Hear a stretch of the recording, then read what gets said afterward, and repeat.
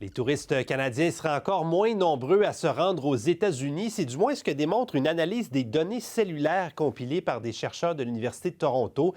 Les visites chez nos voisins du Sud auraient chuté de 42 par rapport à l'année dernière.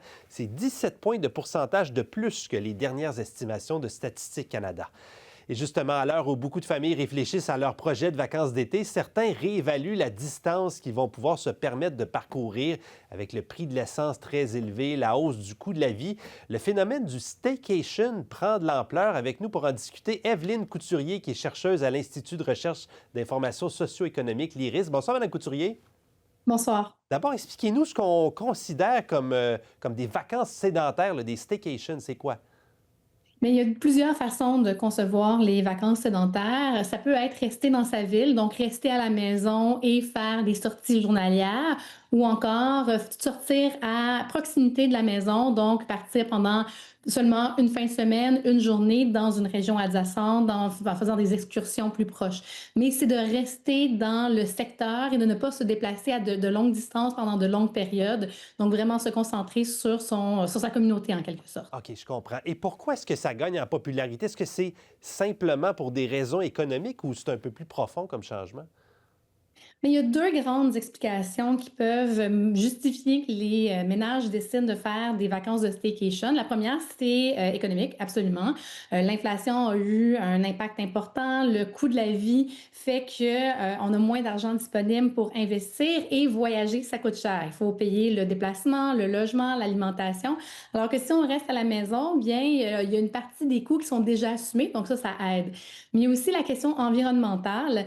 Les voyages ont un poids important sur les émissions à gaz à effet de serre. Une étude de 2019 évaluait à 8,8 l'ensemble des gaz à effet de serre mondiaux qui étaient attribuables au tourisme. Et ça, c'est 2019. Depuis ce temps-là, on a arrêté de prendre l'avion, on a recommencé à prendre l'avion et il y a une population toujours grandissante qui essaie de prendre des vacances de plus en plus loin et parfois de plus en plus longtemps. Donc, ça a un poids environnemental et on sait qu'il y a une éco-anxiété, particulièrement chez la jeune génération, qui fait que les voyages qui sont plus loin sont plus difficiles à accepter d'un point de vue environnemental. Intéressant. Donc, avec tout ça, dans le contexte dans lequel on se trouve en ce moment, vous vous attendez à ce que ce mode-là de vacances soit assez populaire, j'imagine? Oui, mais en même temps, avec certains bémols, parce que pour que des vacances soient efficaces, il faut qu'il y ait une rupture importante avec son quotidien, une rupture importante avec le travail.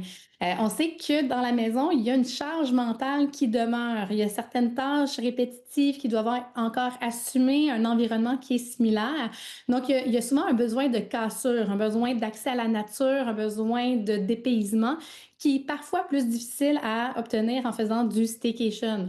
Maintenant, c'est possible, mais il faut être intentionnel dans son staycation pour s'assurer de bien briser la routine et de bien de faire un peu d'exotisme en restant chez soi. Oui, comment on peut y arriver justement? Quels sont les ingrédients pour essayer d'atteindre cette impression d'être vraiment en vacances, de décrocher tout en étant tout près de la maison? Certaines personnes peuvent privilégier de rester dans sa ville, mais de sortir à l'hôtel, par exemple, ou aller visiter des amis qui sont dans la ville, de quand même sortir de chez soi. Mais d'autres marqueurs importants de vacances réussies, c'est de faire au moins une semaine de rupture, une semaine de vacances. Donc, pas simplement quelques jours, ce qui peut être agréable, mais c'est vraiment qu'on prend une semaine complète, qu'on sent les meilleurs effets des vacances.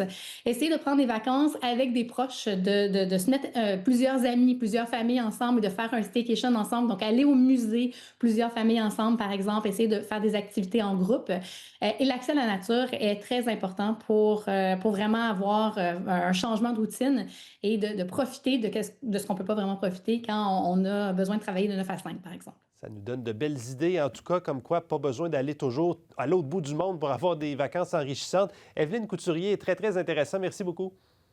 Ça en fait plaisir. Bonne fin de journée.